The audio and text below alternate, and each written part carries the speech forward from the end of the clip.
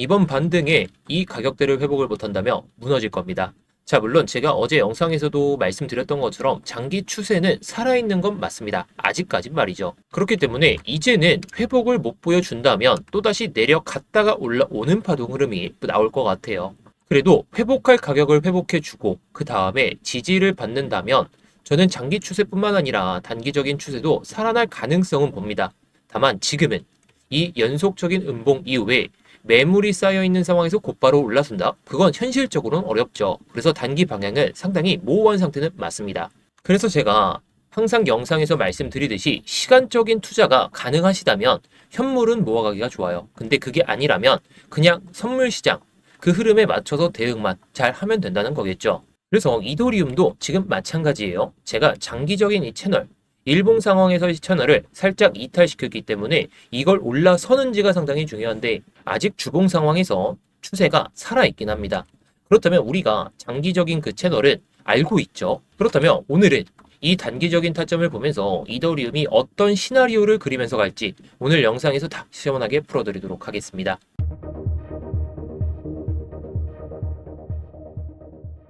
네, 안녕하세요. 10년차 코인 트레이더 임효혁입니다. 변동성이 좀 아래로 향하다 보니까 걱정이 많으실 것 같아요. 자, 걱정하지 마시라고 제가 힘 좀 불어 넣겠습니다. 자, 대신에 제가 영상에서 항상 힘을 불어 드리고 그 다음에 뭐 노하우들도 많이 알려드리죠. 대신에 이 노하우를 알려드리는 값은 제가 좋아요 하나로만 받고 있으니까요. 본격적인 영상 시청 전에 좋아요 한 번씩만 눌러주시면 정말 감사하겠습니다. 그리고 뭐 이따가 영상 끝나고 나서 도움이 안 됐다면 그때 취소하셔도 좋겠습니다. 자, 일단 제가 어제 영상에서 해당 썸네일을 기준으로 삼고 여러분들께 설명을 드렸는데 핵심 방어선 이걸 결국 이탈시키긴 했어요. 그리고 추세 전환이 딱 판단이 되는 이 가격대를 회복을 못하다 보니까 밀리면서 가고 있죠. 물론 이게 다시 올라올지는 좀 봐야 되겠죠. 단기적으로는. 그래도 장기적인 그 추세는 아직은 무너지지 않은 상황. 그렇다면 우리가 단기적인 그 타점은 뭐 올라오면 숏을 치든지 내려가면 뭐 현물을 담든지 아니면 뭐 롱을 담든지 이걸 좀 반복하면 되는데 뭐 이전 영상에서도 제가 말씀을 드렸지만 이런 TPO 지표와 밑에 있는 바이셀 볼륨 이런 지표들을 통해서도 매매를 좀 할 수가 있거든요. 자, 이더리움의 차트를 한번 볼 텐데 오늘의 영상의 주제는 이 TPO 지표를 가지고 사람들이 어떤 심리를 가지고 있는지 그래서 23일과 24일에 뭐 버티긴 했지만 왜 막히는 흐름을 보여줬는지 그리고 25일에는 왜 구조가 무너지기 시작했는지 그리고 마지막으로 26일에 반등의 정체를 좀 말씀을 드리면서 지금 시점에서의 우리가 시나리오를 어떻게 잡고 행동을 하면 좋을지 이런 주제를 가지고 말씀을 드릴 거예요.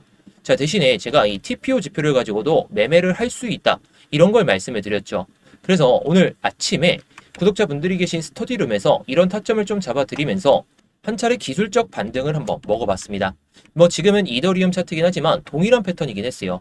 이런 구간에서 이 VAL 지표 이걸 회복하는 모습을 보면서 여러분들께 말씀을 드렸는데 이런 타점들은 영상에서 말씀드리기가 상당히 난해하죠. 이거 이탈시키면 언제 또 올라올지 모르니까 걱정이 돼서 못 따라오시는 분들도 계시다 보니까 이렇게 실시간으로 스터디룸에서 다 공유를 드리고 있습니다. 자, 이 스터디룸은 구독자분들이라면 누구나 들어오실 수가 있는데 아직도 못 들어오셨다면 뭐 타점 보시고 정말 괜찮으면 남아 계셔도 되니까 뭐 타점이 안 좋으면 그냥 나가셔도 괜찮고요. 그래서 지금은 구독만 눌러주시고 이따가 입장 방법 말씀드릴 때 그때 입장하시면 좋을 것 같습니다. 자, 그래서 23일과 24일 이더리움의 흐름을 한번 살펴보도록 할게요. 자, 일단 밸류가 낮아지긴 했었죠. 그 뒤로 버틴 건 맞지만 이게 그냥 눌린 상태였어요.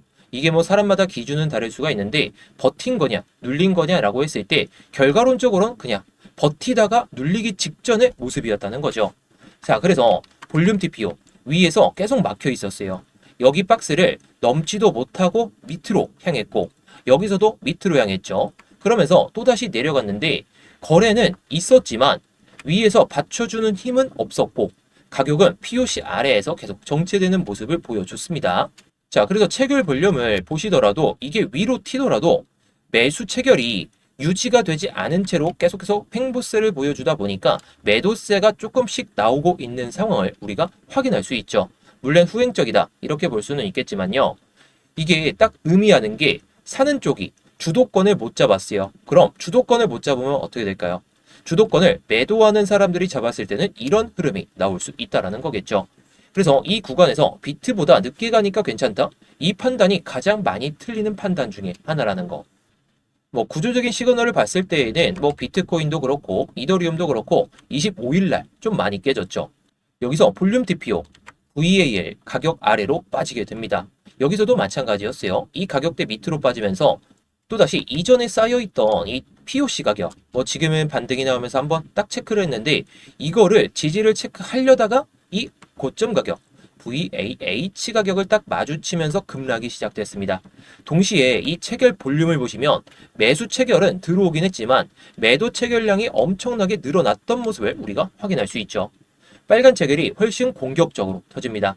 이건 단순 조정이 아니라 상대적 약세 확인 구간이다 라고 보시면 돼요. 같은 시장인데도 불구하고 어떤 자산이 먼저 무너지기 시작하면 그 자산은 반등에서도 약한 상황. 하지만 지금은 강한 상황을 보여다 보니까 매수세가 붙었던 상황은 맞습니다. 그래서 오늘의 흐름을 딱 살펴보면은 여기서 반등이 시작되긴 했죠. 자, 그런데 이게 지금 회복 국면은 맞지만 어떻게 보면 정리 국면이다라고 생각을 할 수도 있어요. 현재 이 파란 박스, 이게 새로 형성된 합의 구간처럼 보이지만 아래 체결 볼륨을 보면 매수 체결이 폭발하지 않죠. 왜냐? 이때처럼 뭐 매도 체결이 엄청나게 터지는 그런 시점보다 매수 체결이 그렇게 들어오지 않은 상황에서의 반등이라는 거. 자, 그런데 위에서 매도 체결 물량이 나오다 보니까 상당히 올라가는 폭에 대한 그 폭이 조금 제한적이었다라고 볼 수가 있겠죠. 물론 저점 대비해서 많이 올라간 건 맞습니다. 그래서 이 구간에서 이제 바닥이다. 자, 그런데 이 데이터들, 이 매수 체결량을 지금까지 봤을 때는 데이터로는 우리가 바닥을 확인하기가 조금은 어렵죠. 근데 조금은 좀 긍정적인 게 이전에 이런 좀 정체되어 있던 구간보다 거래량이 늘어났어요. 거래량이 늘어났다는 건 이 구간에서 들어왔던 사람들, 본전 오면 탈출하자 하면서 탈출하는 사람도 있고 아니면 이제 바닥이 잡히겠구나 하고 들어 올리는 사람도 있겠지만 이게 매수 체결량이 한 이 정도 나오고 매도 체결량이 한 이 정도 나오는 그런 시점부터는 우리가 반등이 아니라 상승으로 가기 위한 발판을 마련했다. 이렇게 생각은 해도 됩니다. 근데 지금은 아니기 때문에 제가 여러 가지 시나리오, 세 가지 시나리오를 가지고 여러분들께 말씀을 드려보고자 합니다. 자, 그래서 첫 번째 시나리오부터 말씀을 드리면 이 박스 안에서 횡보를 보여주는 거예요. 자, 지금 이 박스를 넘어서니까 이전에 형성되었던 이 POC 가격, 이게 2,934달러인데 딱 정확하게 맞고 내려왔어요. 그렇다는 건 지지 라인대를 형성하면서 올라타야 다음에 있는 POC, 그 다음에 POC, 이게 POC가 이전에 거래가 많이 되었던 가격이다 보니까 매물이 많을 수밖에 없겠죠. 그래서 지금은 반등이 나오더라도 꺾일 수 있었던 흐름이라는 거. 그래서 지금은 체결 주도권이 없는 상황이다라고 말씀을 드렸잖아요. 그냥 매도가 줄어들었을 뿐이고 매수가 엄청나게 들어왔던 그런 상황은 아니에요. 그렇다면 지금 구간에서는 이 가격대 H 가격과 L 가격 안에서 뭐 하루에서 이틀 정도는 머물러야 우리가 박스 안 약한 행보를 보여주면서 이제 정말 바닥을 잡을 수가 있겠구나 이런 생각을 할 수가 있다는 거죠. 그래서 지금은 제가 영상 초반에도 말씀드렸듯이 시간적인 여유가 있다면 뭐 이런 구간이나 아니면 조금 더 낮아진 가격에서는 현물을 들어가긴 좋아요. 하지만 내가 시간적인 여유가 없다면 차라리 추세가 살아날 때 들어가는 게 뭐 낮은 가격에 사기보다는 조금 높더라도 빠르게 좀 전환될 수 있는 그런 흐름에서 들어가시는 걸 권장드리고 싶습니다. 물론 지금은 이게 또다시 정리되는 흐름이 나올 수 있다 보니까 이게 또 내려갈 수가 있겠죠. 그렇다면 롱 방향은 지금 단기적으로는 불리한 상황이 맞습니다. 이런 시나리오를 그릴 때 말이죠. 그래서 지금은 뭐 어떤 매매가 됐든지 간에 이런 흐름이 나올 가정이라면 관망과 아니면 초단타 정도로만 빠르게 치고 빠지는 그런 매매를 하시는 게 좋을 것 같아요. 자, 그리고 두 번째 시나리오는 상단을 돌파하는 거겠죠. 자, 지금 한번 돌파는 했지만 다시 한번 돌파를 보여준다. 그러면서 이전에 쌓여있던 이런 POC 가격이 이제 얼마 안 남았죠. 올라가는 가격대가. 이 가격대까지 올라서는 흐름을 보여줄 때 그때는 상방을 완전하게 탈피하는 그런 모습을 보여줄 겁니다. 물론 이게 올라갔다라고 해서 내려오지 않고 가냐? 그건 아니기 때문에 우리가 이런 흐름이 나왔을 때에는 올라가고 내려오면서 특정 가격대를 버텨주는지 봐야 돼요. 제가 봤을 때 이 가격대를 넘어서고 나서 25일날 거래가 많이 쌓였던 POC 이 가격대가 2,939달러니까 이 가격대를 버텨주면서 올라타는지 이게 상당히 관건일 것 같아요. 상방을 돌파하더라도 이전에 쌓였던 물량들을 해소하면서 가야 되기 때문에 이런 구간들의 물량을 어떻게 빠르게 해소하냐. 그러려면 밑으로 빠졌다가 올리는 그런 흐름이 나오는 게 오히려 상당히 긍정적인 흐름이다라고 보시면 됩니다. 그래서 이 L 가격이 2,850달러니까 이런 흐름을 보여주면서 양봉으로 올라타는지 이게 딱 긍정적인 시나리오겠죠. 자, 그런데 이게 세 번째 시나리오가 상당히 부정적이긴 합니다. 제가 아까 말씀드렸듯이 이게 이때 시장에서 합의된 가격이 대략적으로 2,940달러 정도. 근데 지금은 2,865달러죠. 그 위에서 머무르곤 있지만 이게 또 빠진다면 그리고 이 POC가 유지가 되면서 또다시 밸류가 낮아진다면 다음번 27일 날 밸류가 이렇게 낮아지겠죠. 그럼 사람들이 위에 있는 거래가 많긴 하지만 아래에서 또다시 합의가 밑에서 이어질 겁니다.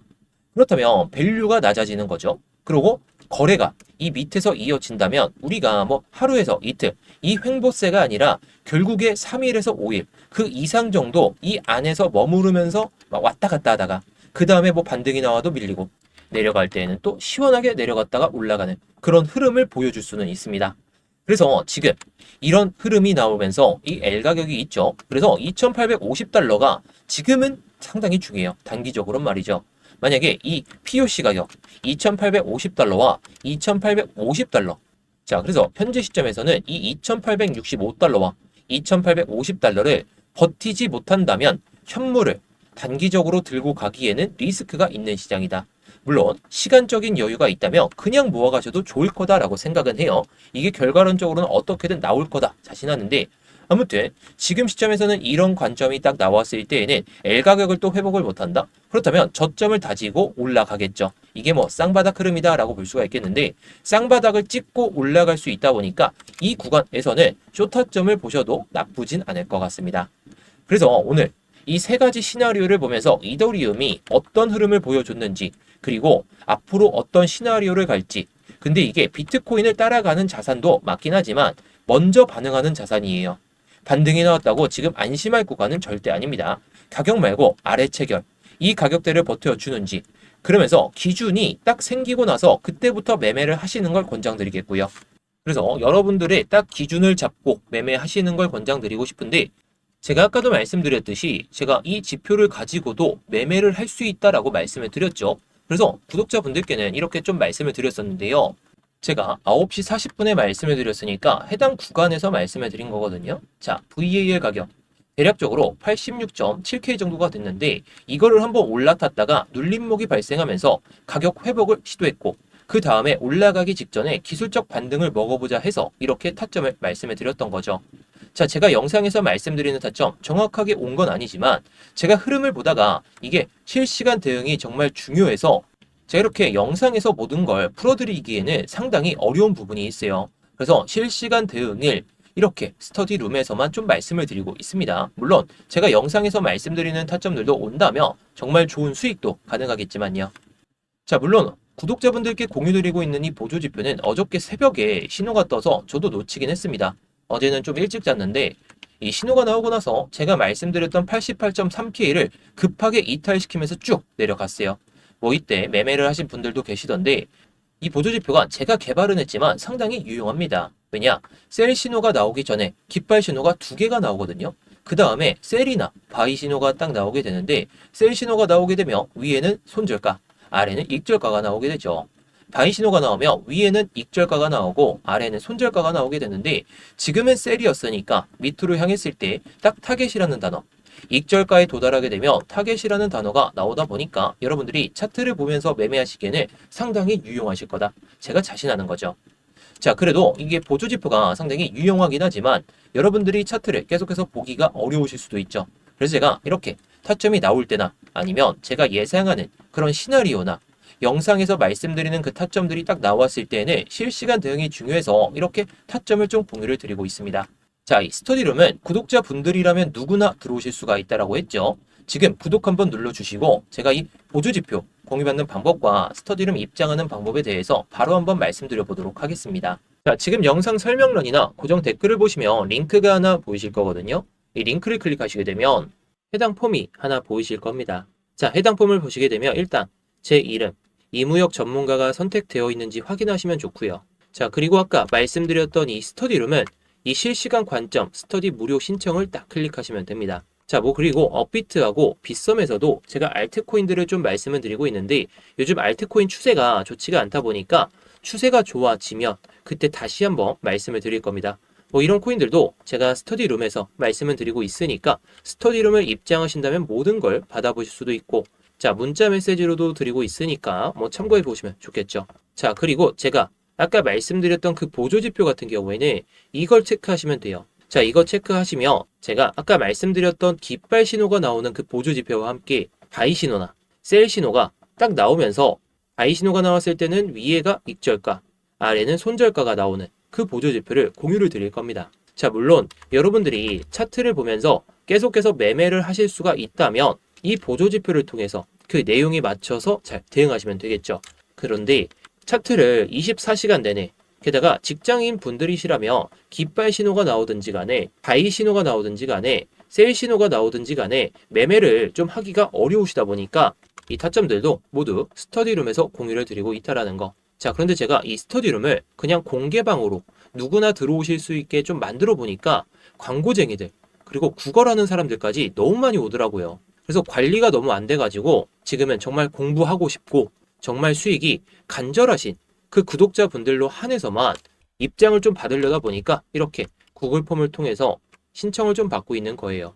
단기방 같은 경우에는 이렇게도 운영을 하고 있거든요. 자, 제가 스터디룸 그리고 보조지표 이것을 통한 매매 같은 경우에는 좀 크게 수익을 내려고 하고 있는데 단기적으로 좀 매매를 좀 하고 싶다 이러신 분들을 위해서 단기방도 좀 만들어 놨으니까 단기방도 좀 입장하신다면 여러분들이 매매하시는 데 있어서 정말 편하시겠죠. 자, 그래서 단기방 같은 경우에는 기타를 클릭하시고 단기방 이렇게만 남겨주시면 됩니다. 자, 그리고 다 중복 체크 가능하니까 여러분들이 원하시는 내용에 맞춰서 딱 눌러주시고 양식에 맞게 내용을 작성하신 다음에 제출만 하시면 끝이라는 거. 어렵지 않으니까요. 여러분들이 편하신 대로 언제든지 제출해서 남겨주시면 되겠습니다. 자, 그래서 오늘의 관점을 한번 요약을 해드리도록 할게요. 제가 비트코인도 그렇고 이더리움도 그렇고 어제는 장기적인 그 관점을 말씀을 드렸죠. 장기적인 관점으로 봤을 땐 추세가 아직은 살아있어요. 아직이라는 것은 저도 빅롱이 찾아올 거다 그렇게 말씀을 드리기는 어렵지만 추세는 살아있기 때문에 시간적인 여유가 있다면 정말 모아가기 좋은 가격은 맞다라고 생각이 듭니다. 물론 곧바로 올라갈 거다 그건 좀 어렵기 때문에 단기 방향은 지금은 모호한 상태라는 거. 그래서 깨졌던 주요 방어선 비트코인은 90.5K가 기준이고 이더리움은 3075달러 이걸 회복해 줄 때 들어가도 늦지가 않기 때문에 여러분들이 시간적인 여유가 있다면 현물을 모아가셔도 좋겠고요. 근데 시간적인 여유가 없다면 현물은 좀 올라오면 그리고 그 전까지는 선물 매매로 해보시는 게 좋지 않을까 싶고요. 자, 그래서 오늘 영상은 여기서 마치도록 할 텐데 아까 좋아요 눌러주셨던 분들 좋아요 유지해 주시면 정말 감사하겠고요. 구독 안 누르신 분들은 구독까지 눌러주시면 정말 감사하겠습니다.